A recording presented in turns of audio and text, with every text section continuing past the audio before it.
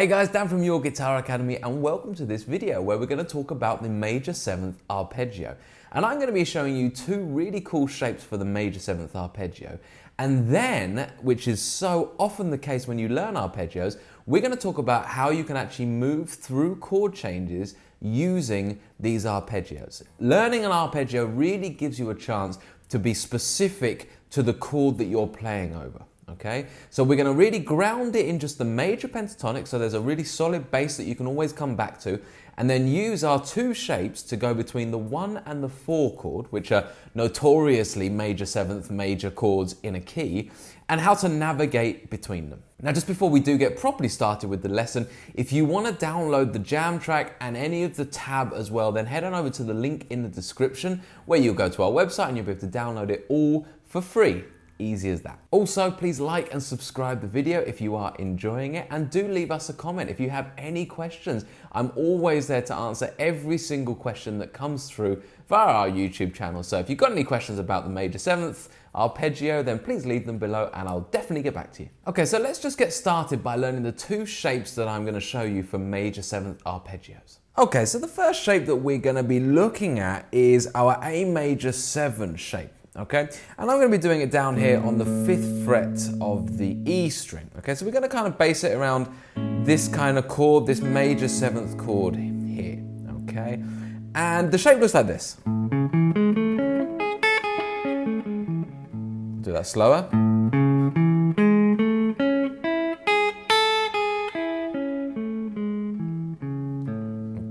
So let's just kind of go through this as if we were kind of going through the tab. And basically we're starting with the 5th fret, then 4th and 7th on the A string. Then we're going to go 6th fret on the D string to 7th fret. And that's 1 octave. Okay? In terms of theory-wise, we're going root, 3rd, 5th, major 7, root. And I would also notice the fingers that I'm using. So I'm using very much 1 finger per fret. So 2nd finger, 1st, little finger, 3rd finger, 5th, 4th finger. Now at that point we're going to do this going down the stairs thing, okay? Because the next part of arpeggio is simply this. So it's 1 actual note per string here. So we've just hit that root note there. Then we're going to do the 6th fret of the G string, the 5th fret of the B string, and the 4th fret of the E string. And we're going to finish up on the A, which is the octave, of course, right up here on the 5th fret. So that 2nd octave is like that. Okay. So the whole thing in terms of notes are root, 3rd, 5th, major 7th, root, 3rd, 5th, major 7th, and root. Okay, so. Okay, there's no right or wrong answer when it comes to picking that. You can pick using down up strokes, down, up, down, up, down, up, down, up, down. Or you can do more of like an economy thing where you go down, down, up, down, up, down, down, down, up. Okay, so more like a sweep picking thing, but we're not going to go into detail with that because that's kind of your decision. That's what you prefer. Try it both ways and see how you find it. But the main thing is just to go through that a few times slowly.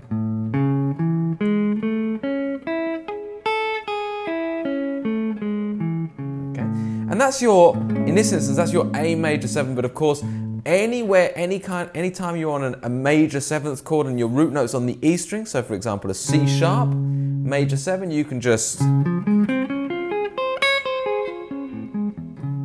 get that arpeggio shape in there. It's transposable just in the same way your scale shapes are, just in the same way your chord shapes are. The arpeggios work exactly the same. Now, the second arpeggio that I want to look at is based over this shape. So in this instance, we're going to do it over a D major 7, okay? And it's based over that major 7th chord, bar chord. You might just think of just, your normal D major chord here, okay? But that's the 7th there. And the shape looks like this.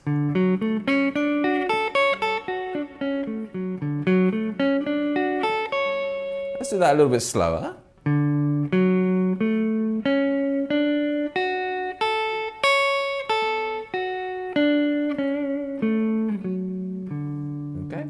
So in terms of frets, we've got 5th fret, 4th fret, 7th fret. Then we've got 6th fret and 7th fret. And that's your first octave. Root, 3rd, 5th, major 7, root. Okay. Then you've got your 7th fret again on the B string, that's your major 3rd.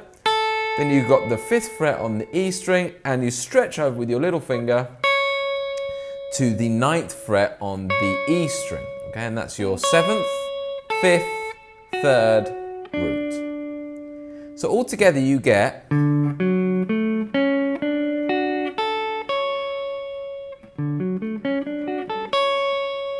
okay, and that is your arpeggio shape over this chord. Okay, so in this position, so basically whenever you're on a root note on the A string, so in this instance that's a D, you play that as your arpeggio. Okay, so if I was to do an A major 7th arpeggio in that shape, I'd need to bring it up to the A on the 12th fret. Oh. Okay. Can be a little bit fiddly, that one. Notice the fingerings that I'm using. That bit especially. Typically what I do is I go 2nd finger, 1st finger, little finger, and then I bring my 1st finger along to the major 7th. Then the root is with my 2nd finger so that I can do my 3rd finger on the major 3rd there.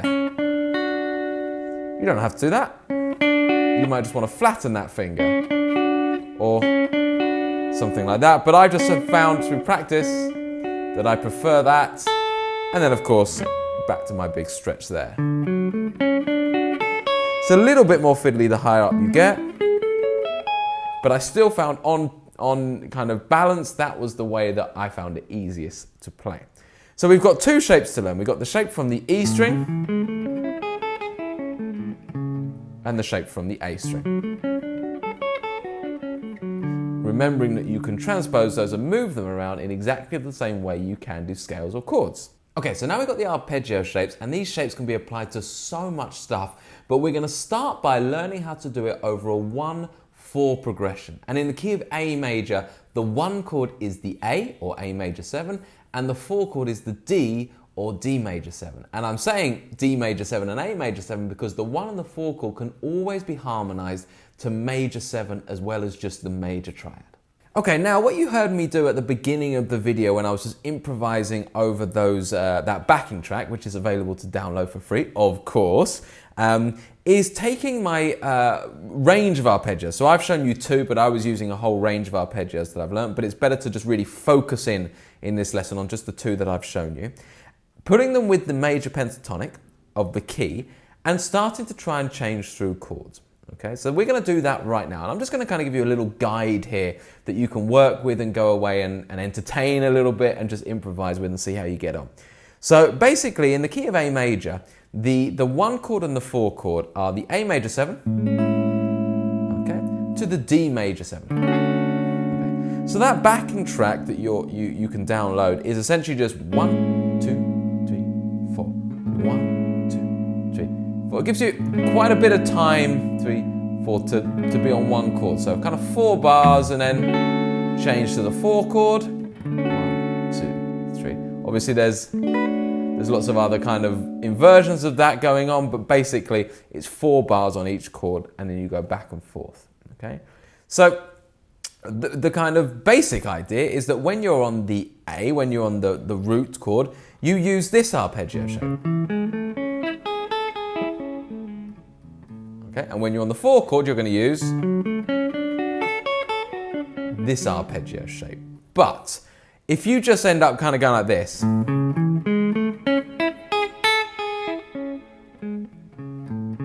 then when it finally gets to the D, it's going to sound a little bit bland, right? Am I right? You know, I wouldn't want to play that. So we're going to kind of use a little bit of grounding here, and we're going to take the A major pentatonic. So in this position, and like I said, everything is best whenever you're doing chord changes and playing over changes to focus in on one position first before you start jumping around over the neck, okay? So in this position here, over the A major key, the A major pentatonic is box 2. Okay? And I'm using that one because I think most of you will probably know that. If you don't, then now's the time to learn it. So that, in this key, over that whole backing track, you can of course just play A major pentatonic, because that's the key that we're in, that's the basic idea. As the chord change, we just kind of ignore the change to the 4, just keep playing with the A major pentatonic. It's going to sound great. It's your backup. It's just going to sound fantastic.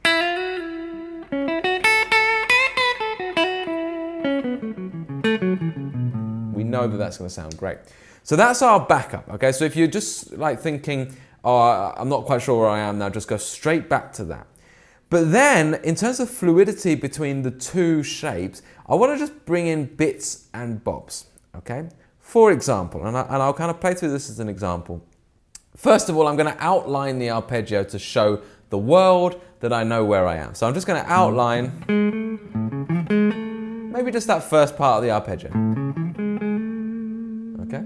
And then just play around with some of those notes. You don't have to literally go through the whole shape. You can do, but you can just play around with individual notes. Very melodic. And then you might want to jump up. See how I'm just playing around with all the notes from the arpeggio, just the same way I would kind of improvise with the scale. And then within that, I'll jump to kind of licks that I know work well within the scale. So, for example, I might start by playing a bit of an arpeggio thing.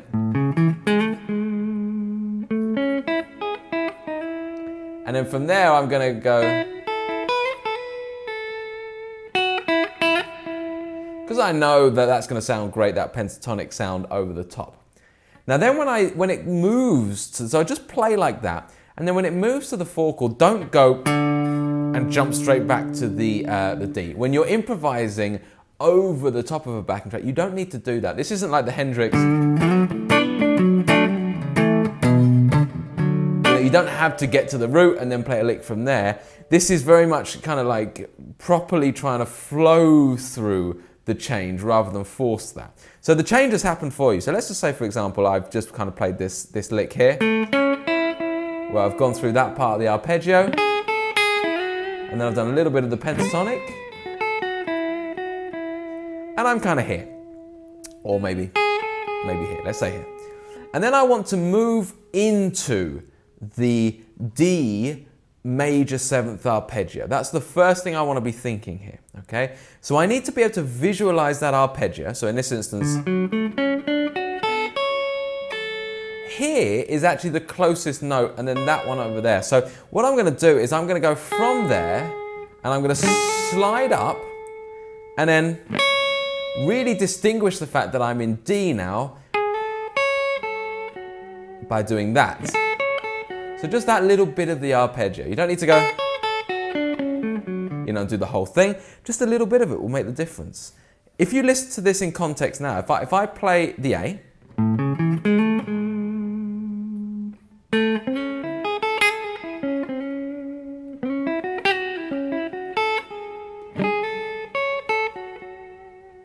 you can hear that change. That's really strongly suggested the change. As I continue playing, I can jump back into that pentatonic, back through the arpeggio a little bit more. And then I want to do the same thing when I go back to A. And then you see I'm moving where I am. So I'm not jumping from wherever I am. I'm not stopping. I'm not going, stop, stop. Like that. I'm trying to fluidly move through it, okay? So we'll have a little bit of fun with that. I'll turn the backing track on, and I'm just going to kind of do that as a demo over the top, and you can have a little look how that sounds for you, and then you can go away and really try and work through this yourself.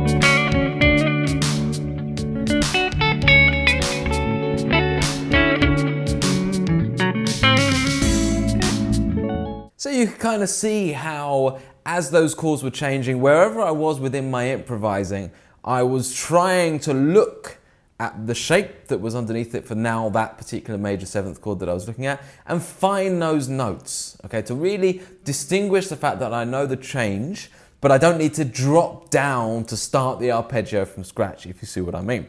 And of course, I was using my grounding of that A major pentatonic to know that no matter where I get to, if I kind of run out of ideas or if I'm just a little bit stuck, just jump into that A major pentatonic box that we know well, or you should know well, or you could know well if you learn it, and you'll be sorted. You know it's going to sound good then, and it's going to be something that you can then develop and then be thinking as you're playing that pentatonic, you're thinking, okay, where am I? Oh, okay, cool, I'll jump back into that major seventh arpeggio there. And that's something that we're just doing in one area of the fretboard at the moment, and something that as you expand on this, you can do in the whole fretboard in various positions on the neck. Okay, so this is a great start if you're looking to get into arpeggios, playing through chords and chord changes. And it's just a little bit of a toe in the water as to what you can do with this stuff. And of course, there's loads more major seventh arpeggios you can learn, and there's loads more ways you can apply it across the neck. But hopefully you enjoyed that as a starting block. Remember that if you want to just kind of get the nitty gritty, so just make sure you got the fingerings right and the notes in the right place, then do go ahead to the link in the description below and download the tab and of course the backing track so that you can play over that 1/4 progression. Okay, so I really hope you enjoyed that, guys. Please remember to like and subscribe to the page, as well as comment below with your feedback and how you got on. I'll speak to you soon.